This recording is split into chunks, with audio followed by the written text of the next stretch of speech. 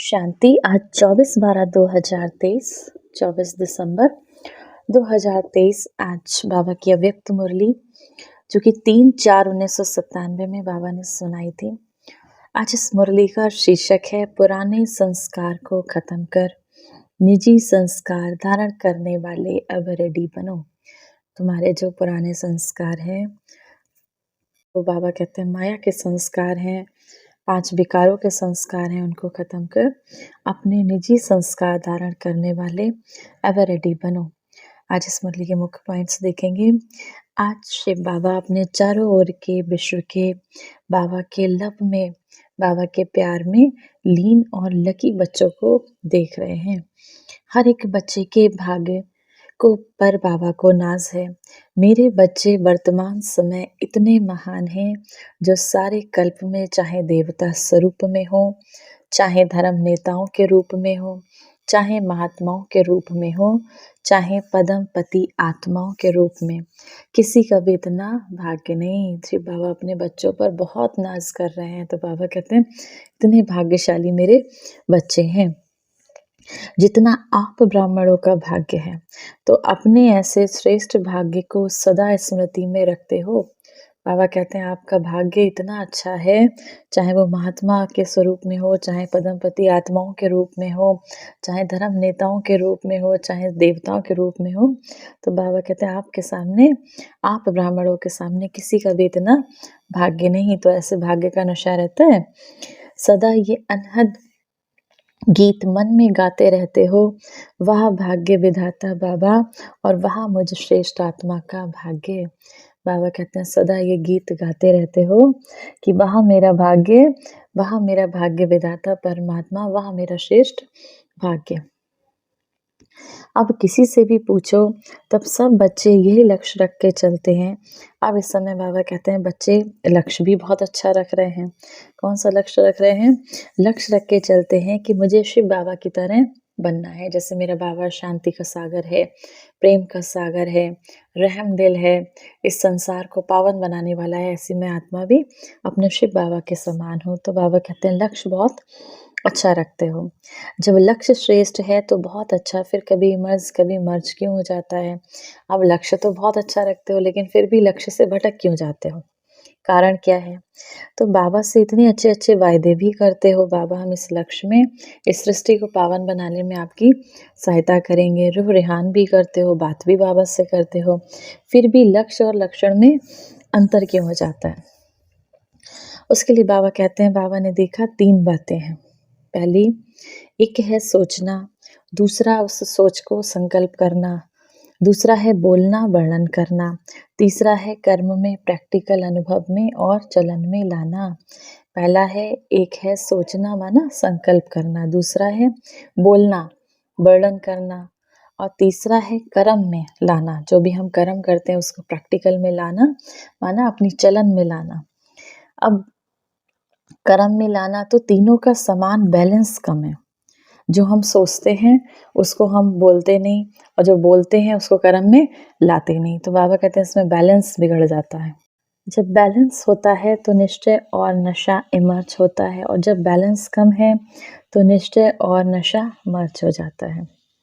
तो रिजल्ट में बाबा देखते हैं कि सोचने की गति बहुत अच्छी है, बच्चों की फास्ट है, बोलने में भी बहुत तेज हैं बच्चे, नशा है 75% तक ठीक है, बोलने में बहुत होशियार हैं बच्चे, लेकिन चलन में लाने में सबसे कम मार्क्स रह जाते हैं। बाबा हम आपकी तरह इस सृष्टि को पावन बनाएंगे। तो सबसे पहले कौन पावन बनेगा? हम बनेंगे।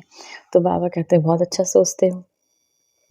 आप पावन कैसे बनाएंगे उसका वर्णन भी बहुत अच्छा करते हो, लेकिन उसको चलन में नहीं ला पाते हो।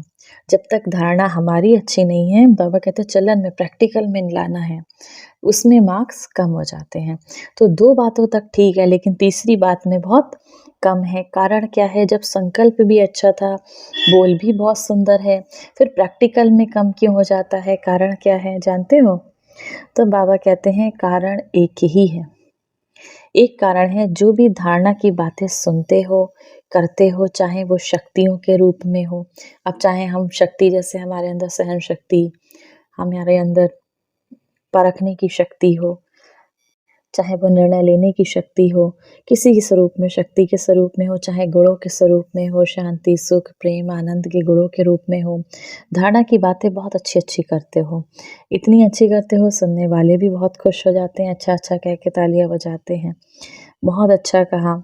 जो भी कहते हो धारण भी करते हो, धारणा के स्वरूप में धारण करते हो। वह धारणा थोड़ा समय, किसी की ज़्यादा समय भी चलती है, लेकिन धारणा प्रैक्टिकल में सदा आगे बढ़ती चले, उसके लिए मुख्य बात है जो भी अवगुण व कमज़ोरियाँ उसकी धारणा संस्कार रूप में बन गई है, और संस्कार बनने के कारण मेहनत नहीं करना पड़ता।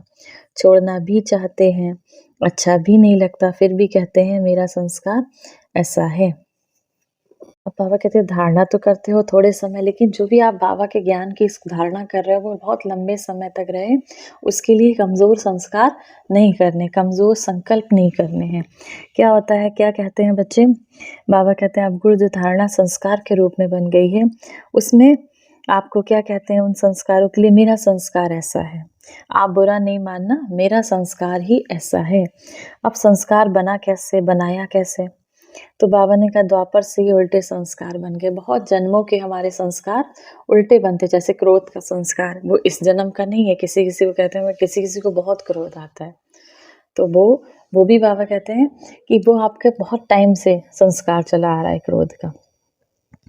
जितना आप समय पर मजबूर भी होते हो, फिर भी कहते हो क्या करें, संस्कार है। तो संस्कार सहज ना चाहते हुए भी प्रैक्टिकल में आ जाते हैं।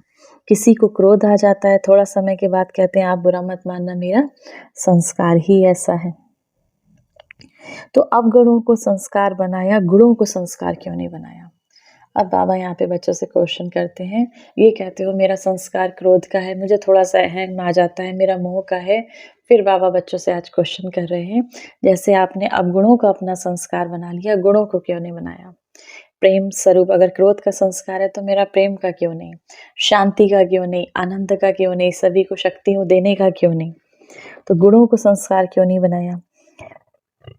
जैसे क्रोध अज्ञान की शक्ति है और ज्ञान की शक्ति शांति है, सहन शक्ति है। तो अज्ञान की शक्ति क्रोध को बहुत अच्छी तरीके से संस्कार बना लिया और यूज़ भी करते रहते हो, और फिर माफ़ी भी लेते रहते हो। बाबा हमसे गलती हो गई, हम आपसे माफ़ी चाहते हैं। माफ़ कर देना आगे से नहीं होगा, और आगे से और ज़्यादा हो जाता है। कारण क्योंकि आपने संस्कार बना लिया। इस बार क्रोध किया और बाबा से माफ़ी मांगी, बाबा अब आगे से नहीं होगा। तो बाबा कहते हैं आगे और ज़्यादा होता है।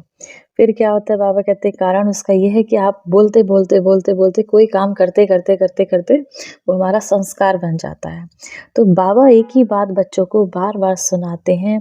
इस समय क्या करना है हम बच्चों को? अभी हर गुण को, हर ज्ञान की बात को संस्कार रूप में बनाओ। बहुत अच्छा होमवर्क आज की मुरली में है, और इसको अंडरलाइन भी करेंगे, नोट भी करेंगे कि अब बाबा क्या कहते हैं। अभी अपने हर गुण को, जो बाबा ने गुण बताए हमें, उन गुणों को, और बाबा की जो हम ये ज्ञान की बातें सुन रहे हैं, इसको अपना संस्कार रूप बनाओ। ना कि मेरा क्रोध का संस्कार है, मेरा मोह का संस्कार है, ये नहीं। बाबा कहते हैं अपने गुणों को और ज्ञान की बातों को अपना संस्कार बनाओ, इसको अपनी धारणा में लाओ। बाबा के खजाने को अपना बनाओ। अभी क्या है, रावण की चीज़ को संभाल के रख रखा है, माना जैसे जो खराब संस्कार है उसको बाबा क्या कहते हैं, रावण की चीज़। तो बाबा कहते हैं रावण की चीज़ को संभाल के रखा है, और शिव बाबा के जो गुण हैं वो शांति का सागर, प्रेम का सागर, उन्हों को तुमने खो दिया है, उनको गुम कर देते हो। अब बाबा कहते हैं क्यों?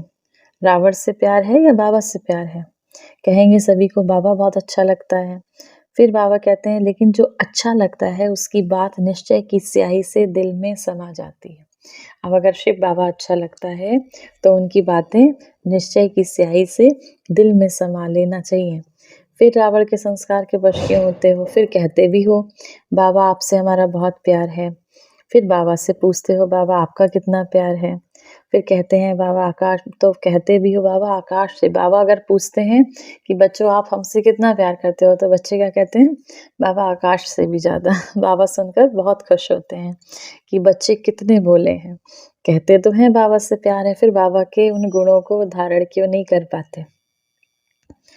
तो बाबा कहते हैं कोई बात नहीं, लेकिन अगर बाबा का सभी बच्चों से वादा है कि अगर आप सभी बच्चों ने दिल से एक बार भी मेरा बाबा बोल दिया, तो फिर भले ही बीच-बीच में भूल जाते हो, लेकिन एक बार दिल से बोला मेरा बाबा, तो बाबा भी बच्चों से क्या कहते हैं, मेरे मीठे लाडले बच्चे, तुम जो भी हो, जैसे भी हो, मेरे ही हो। अगर हम बाबा से एक बार भी दिल से बहुत प्यार से कहते हैं मेरा बाबा, तो बाबा हम सब बच्चों से क्या कहता है, मेरे मीठे लाडले बच्चे, मेरे प्यारे बच्चे, तुम जैसे भी हो, जो भी हो, मेरे हो। तो साथ ले ही जाना है। बाबा ने बच्चों से रिजल्ट में देखा, बच्चों में एक विशेषता बहुत अच्छी है। सारे बच्चे बाबा के जितने भी ब्रह्मा कुमार कुमारीज हैं, बाबा कहते हैं एक विशेषता तो मेरे हर बच्चे में है। वह कौन सी है? पवित्रता में रहना। इसके लिए कितना भी सहन करना पड़े, कितनी भी अपोजिशन हो, करने वाले सामने आए, लेकिन इस बात में बहुत अच्छे हैं बच्चे। उसके बाद दूसरा सब्जेक्ट आता है क्रोध का। क्रोध के सब्जेक्ट में बहुत कम पास हैं। आज बाबा विशेष अटेंशन पूरी मुरली में क्रोध के ऊपर खिंचवा रहे हैं। बाबा कहते हैं पवित्रता में मेरे सारे बच्चे, कम से कम 75% बच्चे तो पास हैं पूरी तरीके से। और बाकी बाबा कहते हैं दूसरा जो सब्जेक्ट आता है क्रोध का, तो क्रोध के सब्जेक्ट में बहुत कम पास हैं। ऐसा समझते हैं शायद क्रोध कोई बेकार नहीं, बच्चे समझते हैं क्रोध कोई बेकार नहीं, ये शस्त्र है, ये बेकार नहीं। लेकिन क्रोध ज्ञानी तो आत्मा के लिए महाशत्रु है, क्योंकि क्रोध अनेक आत्माओं के संपर्क में आने से प्रसिद्ध हो जाता है। क्रोध को देखकर बाबा के नाम की बहुत ग्लानि होती है।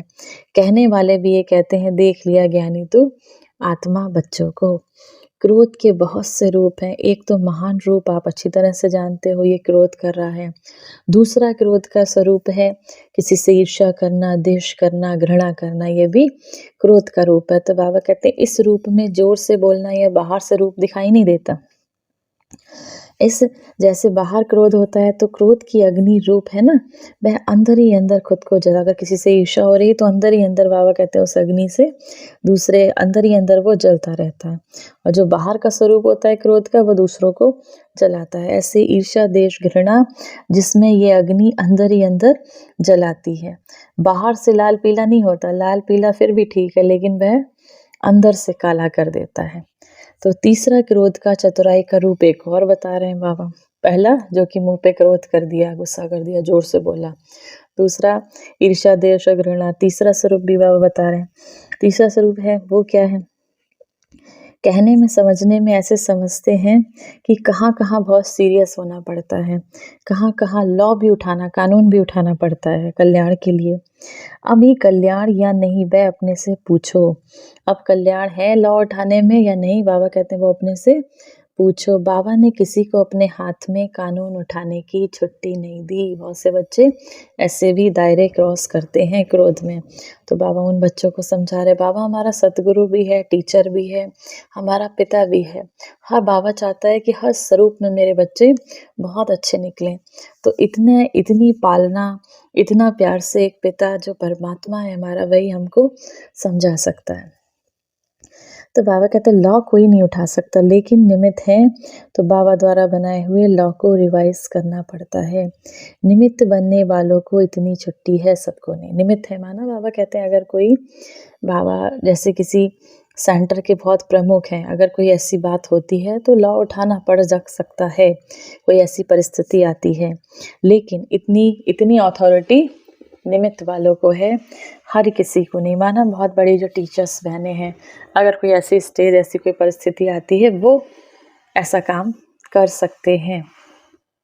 तो अब बाबा ने सुनाया हर गुण को निजी संस्कार बनाओ। अब क्या करना है, हमें अपने गुणों को निजी संस्कार बनाना है। शांत स्वरूप में रहना, सहनशील बनना, ये तो मेरा संस्कार बन गया। तो इसे अपने निजी संस्कार बनाकर बाबा को कम से कम इन गुणों को अपना निजी संस्कार बनाकर कम से कम 5-6 महीने तक लगातार, जब हम इन गुणों को, शांति को, प्रेम को, बाबा कहते हैं सहनशीलता को, जब हम 5-6 महीने तक इस विकार पर जीत प्राप्त कर लेते हैं क्रोध पे, तो बाबा कहते हैं ये आपका संस्कार बन जाता है। तो अब अपने गुणों को निजी संस्कार बनाना है। फिर बाबा के आज से हर एक अपने से देखें, अपने में देखें, दूसरे को नहीं देखना है। दूसरे को ये बातें देखने के लिए मन की आँख बंद करना है। ये आँखें तो बंद नहीं कर सकते ना, लेकिन मन की आँख बंद करना है। दूसरा क्या करता है, तीसरा क्या करता है, मुझे नहीं देखना।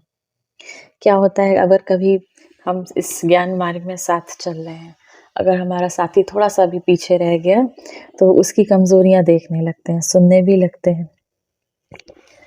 तो उन कमज़ोरियों को देख के खुद भी कमज़ोर हो जाते हैं। तो बाबा कहते हैं इसीलिए मन की आँख बंद करना, किसी को भी नहीं देखना, स्वयं को देखना। किसी में देखना है तो क्या देखना, बाबा कहते हैं अच्छाई को देखना, गुणों को देखना, अच्छाई की रेस करो, बुराई की रेस नहीं करो। अगर किसी से कोई बहुत ऊँचे पद पे है, जैसे सेंटर पे कोई टीचर ही बहन है, अगर उनसे कोई गलती हो भी गई, माना उनको हल्का-सा क्रोध भी आ गया, तो बाबा कहते हैं उनके बहुत अच्छाई को देखोगे, उनके ज्ञान की धारणा कितनी है, वो कितने सालों से इस ज्ञान मार्ग में हैं। तो अच्छाई की रेस करो, बुराई की रीस नहीं, नहीं तो धोखा खा लेंगे।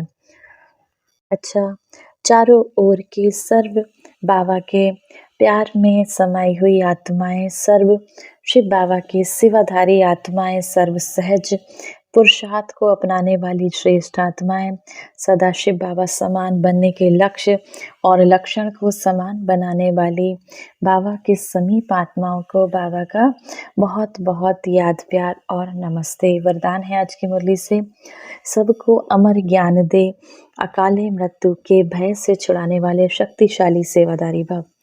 दुनिया में आजकल अकाल मृत्यु का ही डर है। डर से ही खा भी रहे हैं, चल भी रहे हैं, सो भी रहे हैं। ऐसी आत्माओं की खुशी की बात सुनकर भय से छुड़ाओ। उनको खुशखबरी सुनाओ कि हम आपको 21 जन्मों के लिए अकाल मृत्यु से बचा सकते हैं। हर आत्मा को अमर ज्ञान देकर अमर बनाओ, जिससे वो जन्म-जन्म के लिए अकाल मृत्यु से बच जाएँगे। बाबा कहते हैं उनको खुशखबरी दो कि शिव बाबा इस धरा पर इस सृष्टि को पावन बनाने आए हैं और 21 जन्म के लिए कम से कम अकाल मृत्यु से बच सकते हैं। हर आत्मा को अमर ज्ञान देकर अमर बनाओ, जिससे वह जन्म-जन्म के लिए अकाल मृत्यु से बच जाए। ऐसे अपने शांति और सुख के वाइब्रेशन से लोगों को सुख चैन की अनुभूति कराने वाले शक्तिशाली सेवाधारी बनो। स्लोगन है आज की मुरली से, याद और सेवा का बैलेंस रखने से ही सर्व की दुआएं मिलती हैं। जब बाबा को बहुत याद करते रहेंगे, उससे विकर्म कटेंगे, लेकिन सेवा से भी भाग्य बनता है। तो बाबा कहते हैं जब दोनों का बैलेंस, ऐसा नहीं कि बहुत सेवा किए जा रहे हैं और बाबा को याद नहीं कर रहे हैं, तो भी विकर्म नहीं कटेंगे। बाबा कहते हैं याद और सेवा दोनों का बैलेंस रखना है, रखेंगे तभी सर्व की दुआएं मिलेंगी। आज की मुरली से सोमवार का अभ्यास करेंगे। मैं विश्व सेवाधारी आत्मा हूँ। इस संसार को सुख के, शांति के, प्रेम के, आनंद के वाइब्रेशन देने वाली मैं विश्व सेवाधारी आत्मा हूँ।